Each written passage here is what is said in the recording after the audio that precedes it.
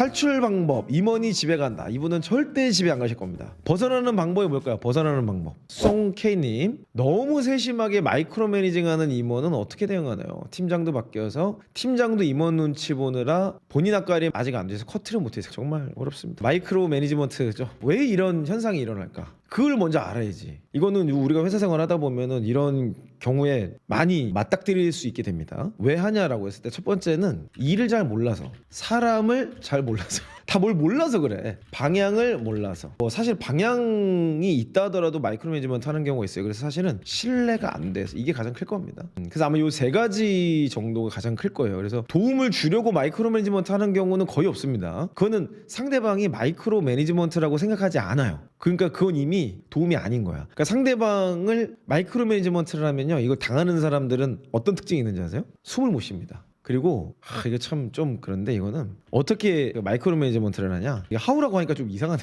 마이크로 매니지먼트의 특징, 가이드를 안 주고 질문만 합니다. 근데 이 질문의 내용이 질책성이에요. 질책성. 그러니까 질문의 형태는 찌지만 사실은 질책이에요. 그러니까 이 일을 경험하고 있는 사람은 지금 그냥 미치고 팔짝 뛰겠는 거야. 뭐 상사만 만나면 쭈글탱이 될 수밖에 없어. 그리고 이분들이 많이 제가 당해봐서 알아요. 당해봐서 알아. 이거 왜 이렇게 했냐? 왜 안 했냐? 물어보지 그랬냐? 이런 질문들을 많이 합니다. 그러니까 본인은 마이크로 매니지먼트 하면서도 이렇게 얘기를 해요. 그러니까 본인이 뭐 물어볼 시간도 안 줬어. 그리고 뭐 방향성을 준 적도 없어. 근데도 요 세 가지 유형의 질문을 엄청나게 많이 합니다. 물론 이제 물어보지 그랬냐 이런 거는 아닌 경우도 있지만 앞에 두 개와 같이 교집합으로 있다 그러면 저는 뭐 이건 100% 마이크로 매니지먼트라고 생각합니다. 그래서 사실 요게 요 두 개를 합치면 가스라이팅이야. 그리고 또 어떻게 할까? 마이크로 매니지먼트라는 거. 이거는 솔직히 제가 해본 적이 있어서 알아요. 과도하게 과정을 체크합니다. 보고받길 원해요. 마이크로 매니지먼트는 사실 이게 꼭 나쁜 건 아닙니다. 마이크로 매니지먼트가 좋은 경우는 어떤 경우냐면 신입들은 이게 필요해요. 그래서 연차로 치면 제 생각에는 한 3년은 넘어가고 한 2년 미만 정도에서 마이크로 매니지먼트가 필요합니다. 이거를 해주시는 게 좋아요. 특별히 신입들 한 6개월 이내는 진짜 마이크로 매니지먼트가 돼야 되고, 근데 요게 이제 좀 이 사람이 업무에 대한 이해도 했고 어느 정도 정리가 됐다 그럼 그때부터는 조금씩 빠져줘야죠. 그래서 저는 제 생각에는 한 2년 차 정도서부터는 사실은 이렇게 가면 안 될 것 같아요. 근데 지금 이분의 이 댓글을 보면 송님의 상황은 그게 아니죠. 임원이 마이크로 매니지먼트를 하는 거예요. 그리고 팀장도 임원 눈치 보느라 본인 앞가리면 안 돼서 커트를 못 해줘요. 그러니까 임원분이 제가 보기엔 이 셋 중에 하나 이유 혹은 한 개 이상의 어떤 이슈로 인해서 아마 마이크로 매니지먼트를 하고 있는 겁니다. 그러니까 본인이 잘 몰라서 그럴 수 있어요. 본인이. 그러니까 새로 부임했거나 뭐 이래서 일이 바뀌었거나 이런 것 때문에, 그러니까 비전공자라고 하죠. 비전문가가 임원인 경우에 책임을 맡는 경우가 있단 말이에요. 그 경우에 일을 잘 몰라도 마이크로 매니지먼트 하게 됩니다. 과정을 정확히 이해를 해야 되기 때문에. 근데 뭐 그게 뭐 실제로 얘기를 한다고 뭐 그게 이해가 되나? 마이크로 매니지먼트를 벗어나는 방법에 대해서 한번 알아보죠. 이게 중요한 거잖아. 선보고, 근데 선보고는 참된 마이크로 매니지먼트를 이길 수는 없습니다. 왜냐면 이분은 뭐가 궁금한지를 몰라요. 그래서 선보고를 많이 하잖아요. 그러면은 이런 것까지 나한테 보고 안 해도 돼 이래놓고 다른 걸 물어봅니다. 탈출 방법. 임원이 집에 간다. 이분은 절대 집에 안 가실 겁니다. 이분이 집에 갈 거라는 생각은 하지를 마. 그래서 제가 예전에 마이크로 매니지먼트 하는 임원분하고 일해본 적이 있는데요. 그분은 가정이 없으신가 이런 생각을 할 때가 많아. 집에 안 가시더라고. 본인이 완전히 납득되고 이해될 때까지 책상에서 가지를 않으셔. 그리고 주말에 무조건 출근하시고. 벗어나는 방법이 뭘까요? 벗어나는 방법. 더 강력하게 매니지먼트 하는 겁니다. 마이크로 하는 거죠. 실행. 그러면 적어도 뭐가 해결되는지 아세요? 이걸 더 강력하게 하면 여기 1번에서 일을 잘 몰라서 하고 신뢰 안 돼서가 해결이 됩니다. 정확히 말하면 2번까지 해결이 돼요. 상사가 요구하는 수준보다 더 강력하게, 더 디테일하게, 더 진짜 장난 아니게 이렇게 관리를 하면은 이 문제는 이 세 가지는 다, 그러니까 마이크로 매니지먼트 하시는 분들이 보통 이제 꼼꼼합니다. 꼼꼼하고 과정을 관리를 한단 말이야. 개 짜증 난다는 티를 팍팍 내는 건 제가 보기엔 되게 안 좋은 방식이에요. 그거는 이 두 번째 이제 솔루션하고 연결이 돼야 되는데, 사실 탈출 계획을 짜야 됩니다. 탈출 계획을 짜야 되는 거고, 내가 이 회사를 계속 다닐 거야. 다닌다고 생각한다면은 1번은 이거예요. 상사가 요구하는 것에 한 2배 더 많이 집에 가지 말란 얘기야. 근데 그때 집에 안 갔어.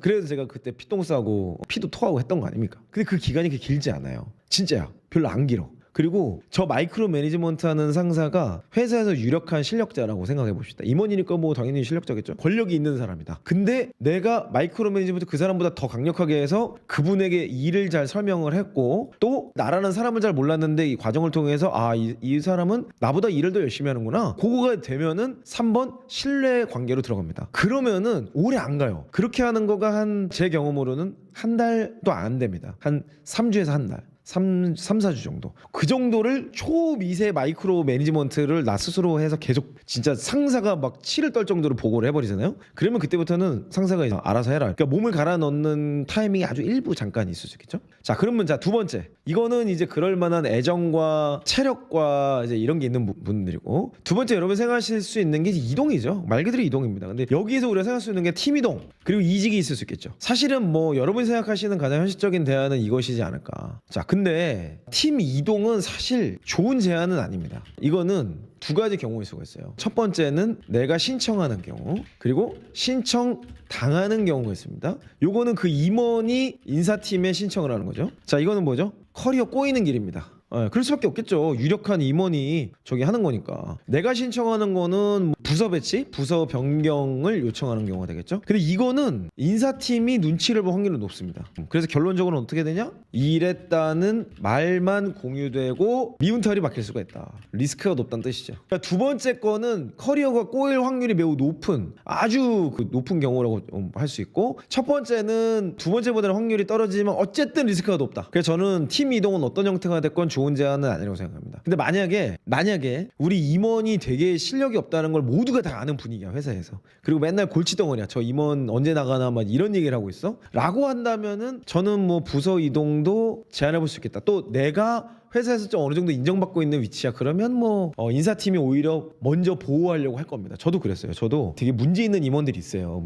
임원을 문제 있다 말하니까 좀 웃긴데, 어쨌든 그 임원들 중에서도 왜 평가가 다 있어요. 그러니까 어찌됐건 간에 문제가 있는 임원 밑에 에이스 인재들이 가는 상황이 되잖아요. 그러면 저는 티가 안 나게 그 임원 발표를 하기 전에 그 임원보다 먼저 우리가 관리해야 될 인재를 먼저 불러서 설명을 해줘요. 그래서 앞으로 이런 일이 일어날 거야. 회사에서 이런 발표를 할 거니 알고 있어. 그리고 그렇게 되면은 너가 힘들 것 같아서 내가 미리 알려주는 거야. 알고만 있어. 너의 의견은 어때? 그런데 그때 만약에 이 친구가 그 상무님이랑 일하라고요?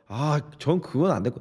그거 안 될 거. 막 이런 반응을 하잖아. 그러면은 임원 인사에 대해서 대표님하고 다시 상의합니다. 야, 저분 때문에 저기 잃을 것 같은데 어떡하죠? 이 얘기를 되던 안 되던 이 리스크를 대표님하고 우리 기획실하고 인사팀하고 다 공유를 일단 해. 그래 모두가 다 알고서 이제 쳐다보고 있거든. 그리고 임원이 그 배치 발령 날 때 그분에게 얘기를 하죠. 따로 제가 임원을 만나서 저 김대리가 퇴사라면 당신 책임입니다. 무슨 일이 있어도 사업은 말아먹어야 되는데 저 친구 퇴사하면 안 됩니다. 이렇게 지령을 주는 경우도 있었어요. 그러니까 어찌됐건 그거는 이형 같은 이제 인사팀이라면 이제 그런 거를 하겠지만 실제로 그런 하는 회사들도 있으니까. 그러니까 나간다고 해야 팀 이동 시켜주는 경우가 있는데 그 수는 제가 여러분께 명확하게 말씀드릴게요. 제가 그거를 많이 겪어본 사람으로서 나간다고 해서 팀을 이동시키긴 합니다. 내가 에이스라는 전제하에. 여러분이 에이스라면 그렇게 얘기하면 당연히 옮겨줍니다. 근데 그 수법은 제가 이걸 딱 뭐 통계나 이렇게 낼 수는 없고 2번 이상은 쓰지 마시기 바랍니다. 제가 보기엔 맥스 2번입니다. 맥스. 커리어 전체 그 회사에서 통틀어서. 왜냐면 2번 이상 반복이 되잖아요.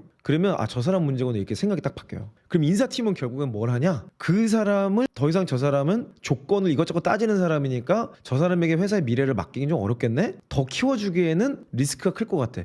더 키워줬는데 막 엄청 기회도 몰아주고 밀어줬는데 아니 뭐 또 조금 조건 안 맞다고 갑자기 경쟁사 이직하겠다 그러면 회사가 엄청난 리스크가 생기잖아요. 그러니까 저 사람을 내보내고 이런 건 아니지만 더 이상 키워야 될 기회의 경로에서 싹 뺍니다. 이거는 인사팀의 자연스러운 생리예요. 그리고 인사를 제대로 하고 있는 회사라면 당연히 그런 전략을 짜야 됩니다. 물론 이제 인사팀마다 생각이 조금 다를 수 있는데 저 같은 경우는 그래서 한 2번까지는 받아줘. 3번서부터는 그 전에 대안을 짭니다. 이 친구 더 이상 못 믿겠는데요. 핵심 인재에서 빼야겠습니다. 이렇게 얘기하고 그 친구 또 그 얘기하면은 어쩔 수 없다 이제는. 그냥 너 갈 길 가라. 그냥 이렇게 그냥 세게 나가잖아요. 그때 가면은 조금 뭐랄까 회사하고의 신뢰관계가 좀 꺾이죠. 본인도 좀 내가 회사에서 인정을 못 받나 이런 느낌 받게 되게 좋고 인사팀도 대표이사님과 인사팀은 거의 생각이 같기 때문에 저 친구를 믿고 뭔가 더 기회를 주거나 밀어주는 거는 조금 쉽지 않겠는데 이런 생각들을 좀 하게 되는 거죠. 저는 이직이 가장 좋은 방법이라고 생각합니다. 현실적인 준비. 다만 여기서도 문제가 뭐냐? 바로 퇴사하면 안 됩니다. 미리 준비를 할 거. 그리고 도저히 못 참겠다 그러면은 저기 뭐죠? 경력기술서와 이직 플랜 이제 코스를 참여할 거. 자, 그래서 이런 내용들 정도가 결국에는 이동할 거냐 아니면 그 안에서 더 그분을 맞출 거냐로 이제 두 가지밖에 없겠죠. 뭐 그냥 버티는 것도 선택지가 되겠죠. 근데 그건 벗어나는 방법은 아니니까. 상사가 마이크로 매니지먼트를 하는데 내가 그게 견디기 힘든 정도다. 저는 이동을 하시는 것이 훨씬 더 적합하다고 봅니다. 그래서 만약에 현실적인 이직 준비를 했어. 근데 여기서 최종 합격 후에 통보를 했네. 근데 여기서 인사팀이 재배치를 해준다? 그러면 이때는 고민하셔도 됩니다. 왜냐면 요거 자체가 그거야. 여러분들을 그 임원분보다 더 중요하게 생각한다라는 어떤 전제 같은 거기 때문에 저는 요거 자체는 괜찮은 것 같아요.